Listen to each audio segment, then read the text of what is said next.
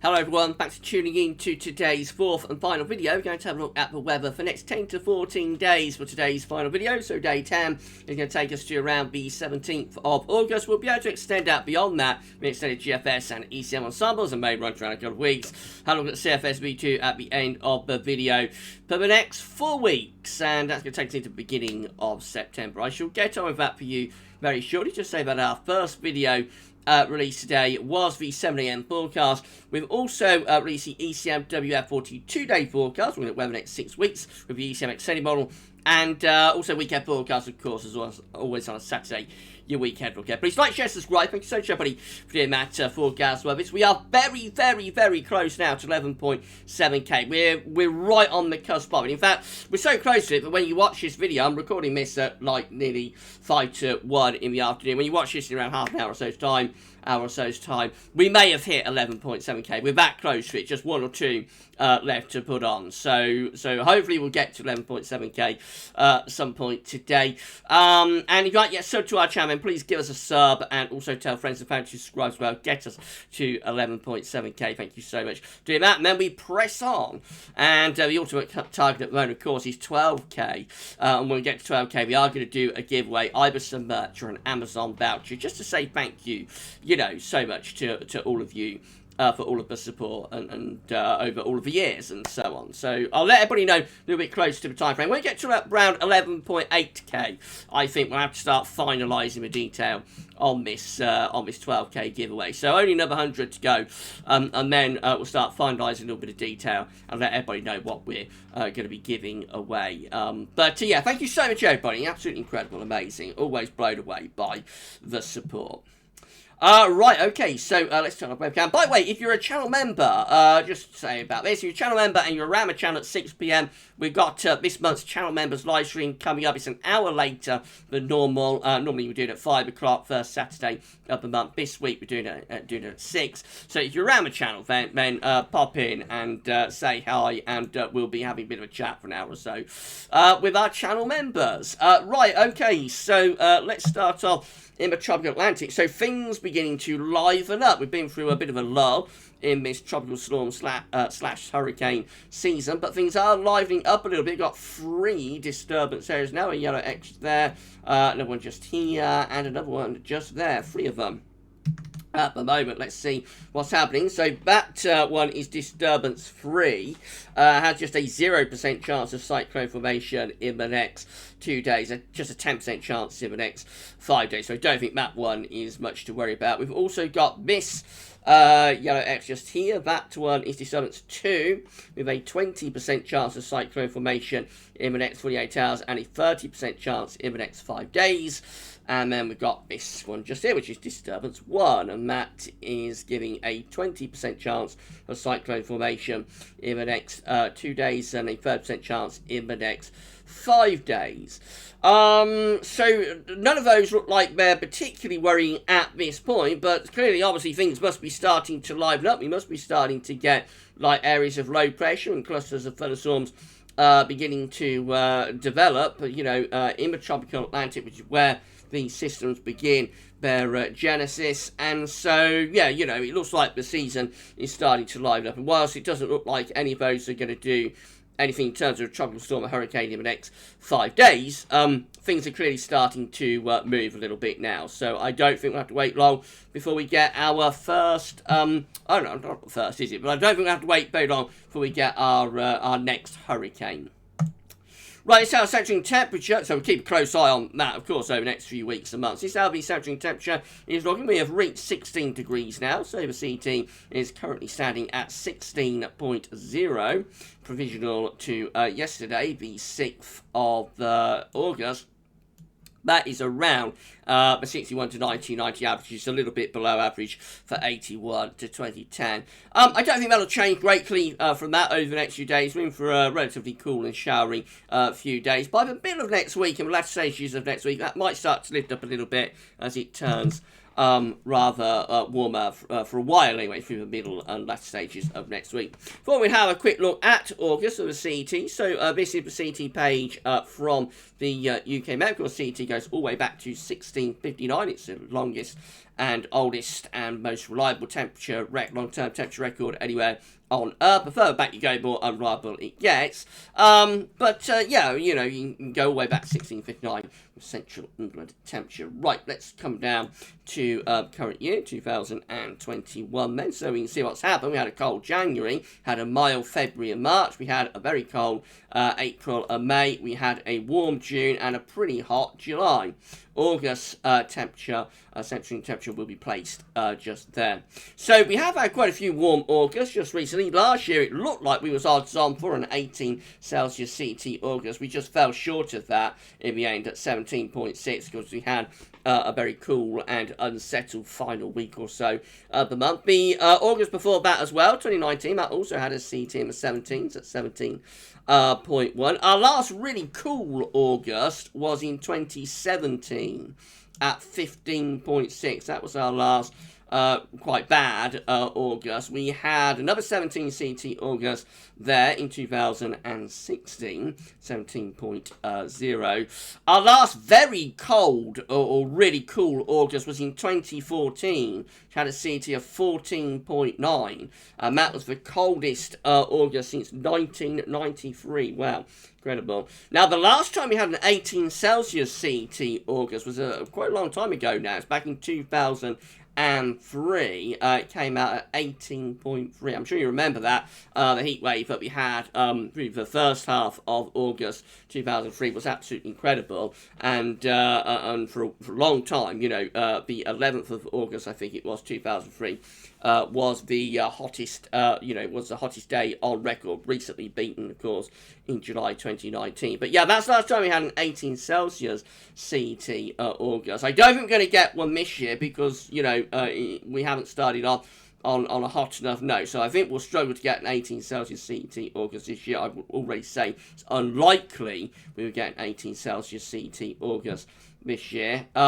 So the wait goes on for that, I suppose. We had quite a run in the 1990s, though. So had this strange run of hot August in the 1990s. We had 1990 itself at 18.0. We also had 1995, which is the hottest August on record at 19.2. The only time August has had a CT in the 19s was 1995. That is the hottest August on record. We had another very, very hot August in 1997 as well at 18.9.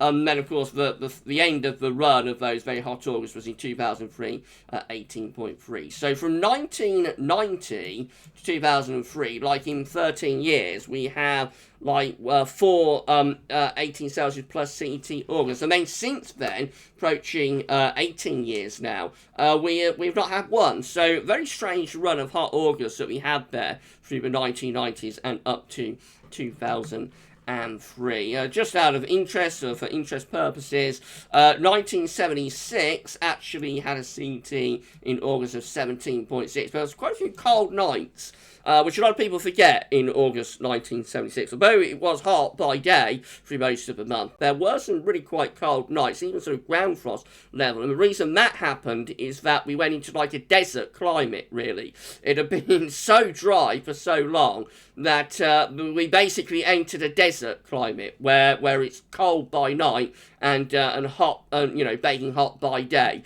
So that pulled the CT down overall slightly. So August 76 comes out at 17.6. August 1975, very hot at 18.7. And our coldest August on record, I think, I've not been able to find one colder. And the only time August has been under 13 degrees was in 1912, just here. It had in August 1912, had a central temperature absolutely appalling of 12.9. So you can imagine how bad that must have been, given that August should be, like 16 something. So that's the only time I think that August has been under 13 degrees for the CT. I think that is the coldest August on record. There was another really bad August in 1956 as well at 13.5, but not quite as cold as 1912. well. Right, so that's brought you, all of the data for August. We wait to see where August 2021 is going to fit in when it finally gets placed in that box. I would think probably going to be somewhere in the 16th, but we shall see, and time will tell on that. Right, so let's have a look at GFS upper air temperature and precipitation ensembles the next couple of weeks. So red line is 30-year upper air temperature average for Birmingham. We're starting off below average at the moment with the upper air temperatures and also surface temperatures too, particularly when these heavy downpours come along. There's going to be a bit of a lift up in the temperature into the middle and second half week for a couple of days.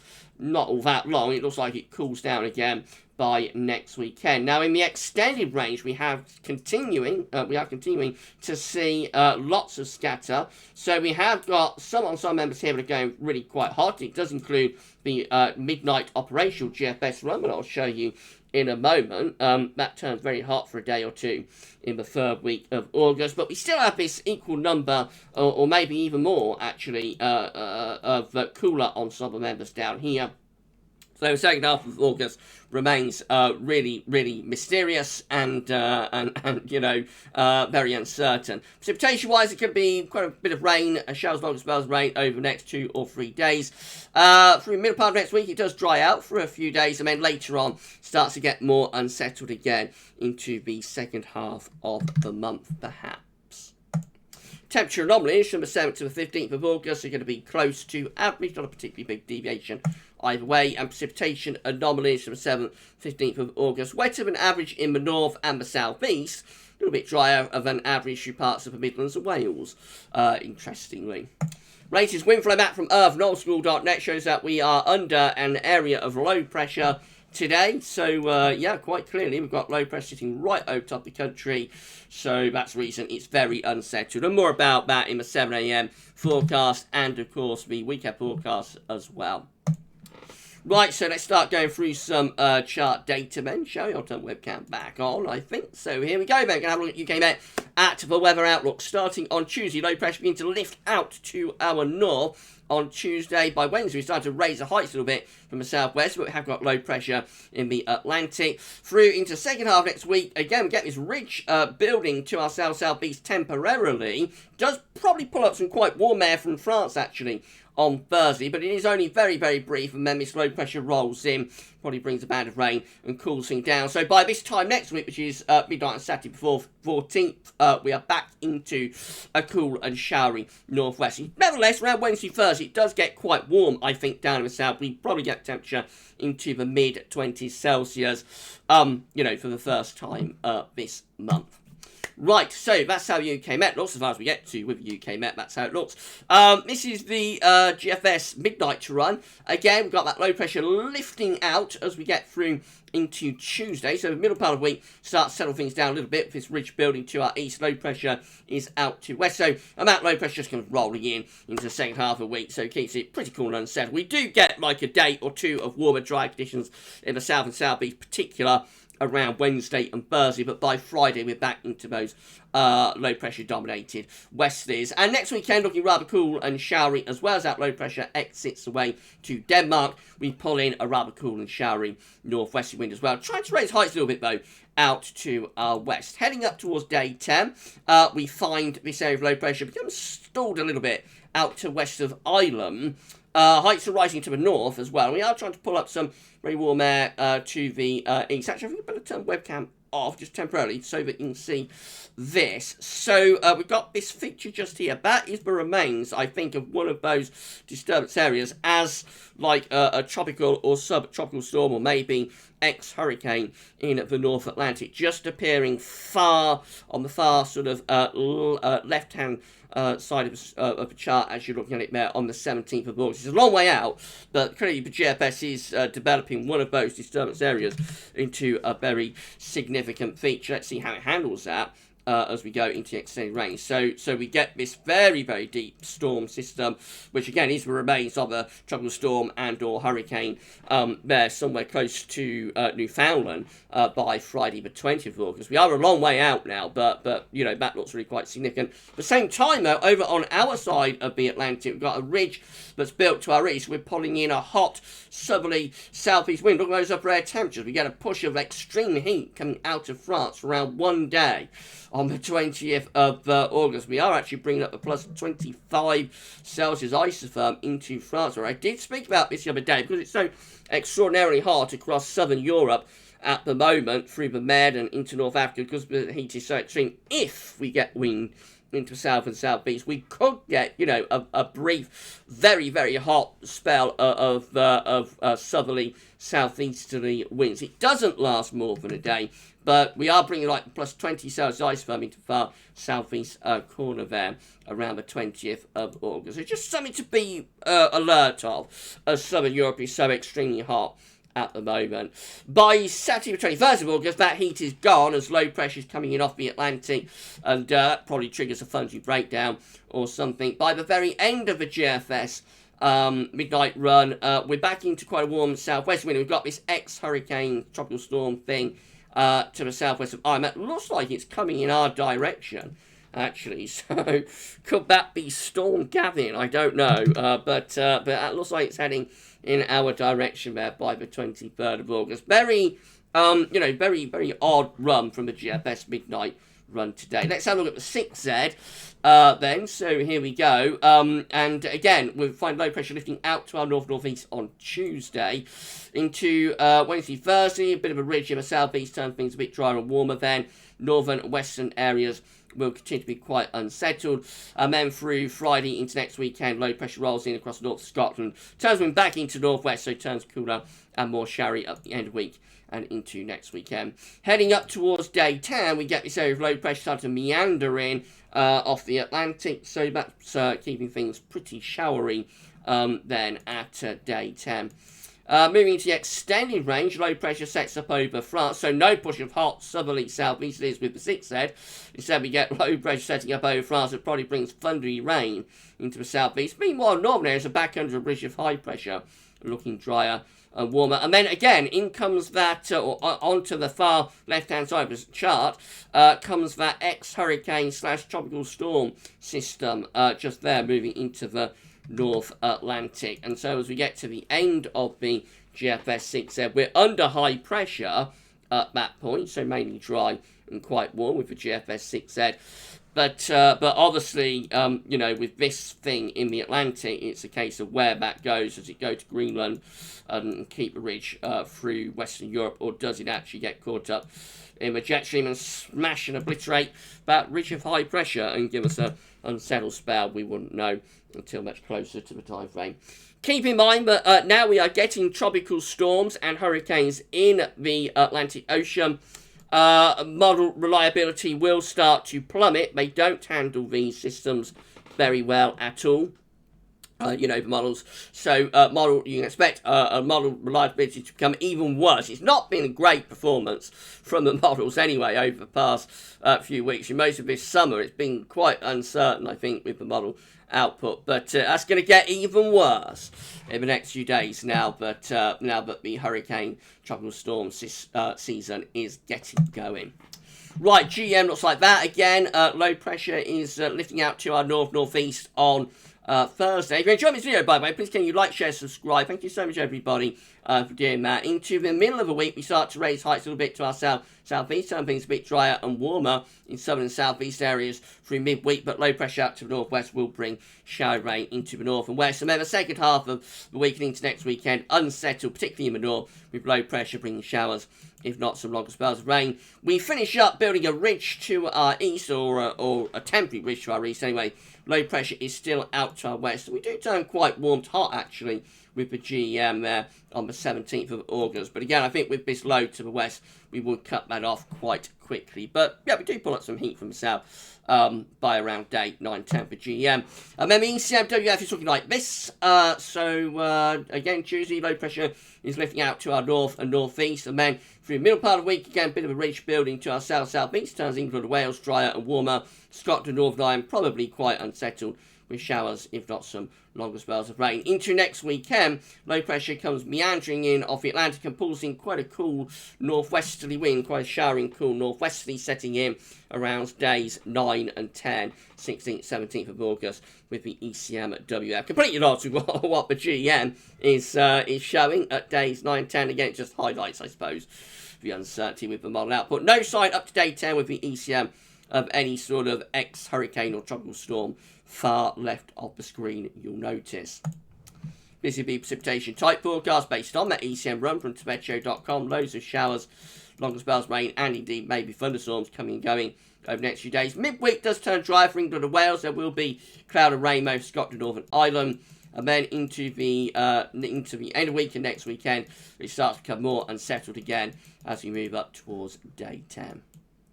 These are the options were on the table within the ECM ensembles to day 4. Day 10 will get us to the 17th of August. 15 members of the ECM ensembles have low pressure over top of the country.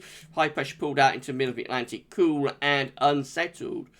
11 with high pressure around Greenland and low pressure to our southwest. So still unsettled with that. A little bit warmer. Winds are coming in from a southwest direction. With this, winds coming in from a north-northwest. That's cool.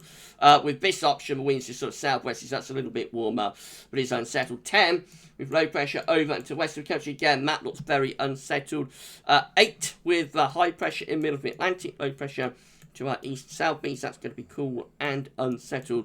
And then 7, including the operational run with low pressure to our northeast, high pressure to our west-northwest, and winds are on a northwest-southeast alignment. That looks quite cool and showery. Most of the options look unsettled and fairly cool, I have to say, at day 10. In 2 weeks' time, these are the options that we've got. Gets us to the 22nd of August. 12 members of the ECM ensembles with high pressure to our west, low pressure to our east, bringing in winds from northwest. It's a little bit dry, but probably a bit cool.